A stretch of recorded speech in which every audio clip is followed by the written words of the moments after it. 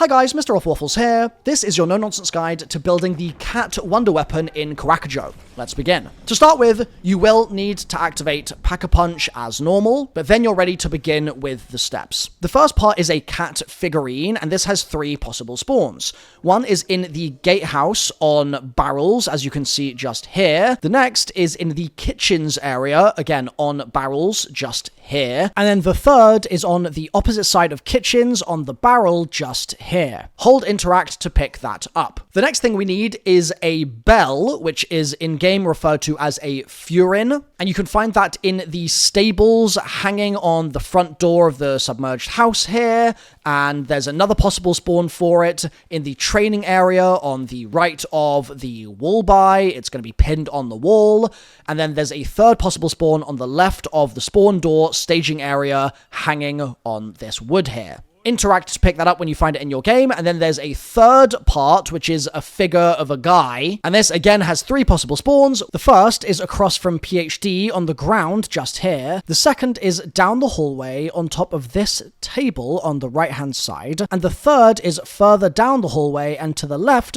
against the wall. Once you've found that, interact, pick it up, and then go to this workbench and hold interact, and you'll craft yourself the cat grenade. So, you need PhD Flopper, and you can buy that from the machine just here. Then you need to come over to this box, as you can see here, and PhD Flop near it, and that will knock the cat down. Then pick up the cat by holding interact, and bring it to a patch of lava. I'm doing it right here as an example, but you can actually do it in multiple places. I'm going to throw the cat in the lava, and then I'm going to go to the next round. During this round, there are 4 different gateways that we are going to check for possible spawn points for cat pawprints. And in order to check each of these spawns, we need to kill a couple of zombies in specific areas. So the first gateway area is just here. Kill a couple of zombies exactly the way I'm doing, and if no pawprints spawn for you, then move on. The next possible gateway is just here. This is our next possible area. Kill a couple zombies, check for pawprints. The third is going to be just here. Kill a couple zombies, check for pawprints. And the fourth is just here. And if you've killed more than about 5 zombies and you haven't had the prints spawn, even though you've killed them in the right place, then you should move on to the next gateway and check that one. And also, if you're having problems, make sure that the player killing the zombies for the pawprints has the cat grenade equipped.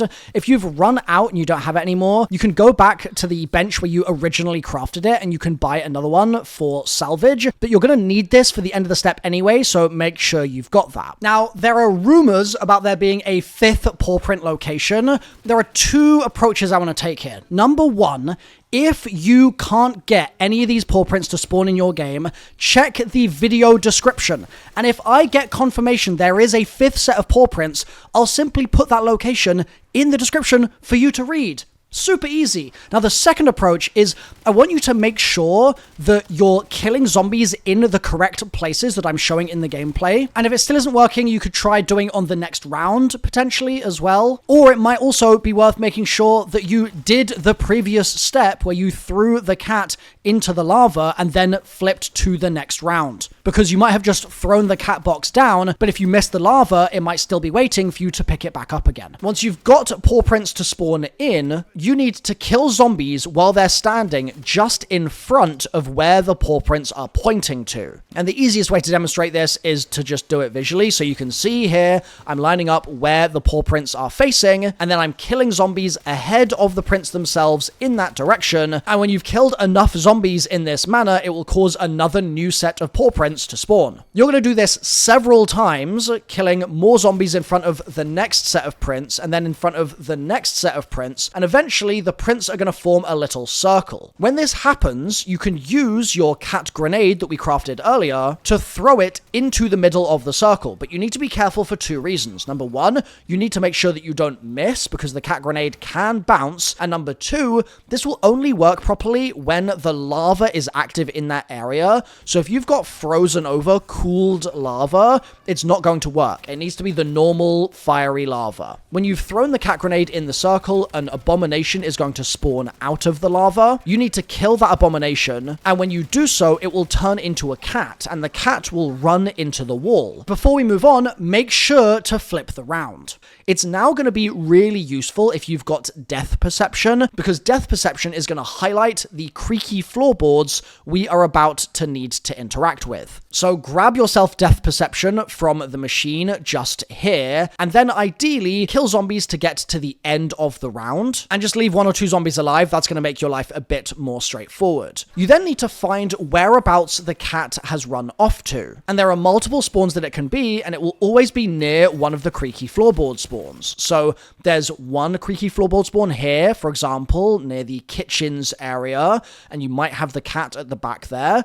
There's another creaky floorboard spawn just here, and there'll be, again, a cat at the back of it if this is the one that you have in your game. And there's a third creaky floorboard spawn just here as well. But you don't need all of them. You just need the one where the cat is hiding in your game. Now, if you've checked all of the spawns and there's no cat, you might just need to go to the next round because you might have already startled the cat and made it run away. And just be careful during the round not to startle the cat in any of those locations accidentally. And you will startle the cat if you use a field upgrade near the cat as well, or if you shoot your weapon or sprint by where it's sleeping. However, assuming you have found the cat, I recommend you get sneaky. So you're going to crouch, you're going to slowly approach the cat, trying your best not to stand on any of the creaky floorboards, which means looking down at the floor and trying to walk in between where the floorboards are. If done successfully, you'll be able to get to the cat without creaking the floor, and you'll then be able to hold square to pick it up. Once the cat is in your hand, you need to bring it to the egg or the world seed,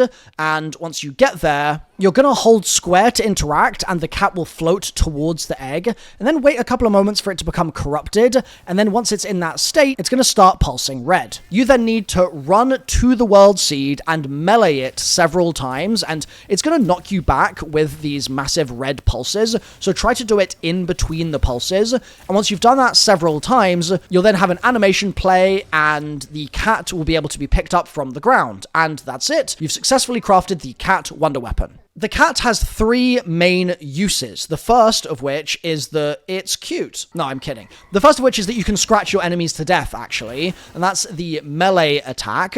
It's pretty strong, so you can melee, the cat will kind of meow at the things that it's scratching, and if you have multiple cats, because multiple people have the wonder weapon, then you can kind of have a cat fight.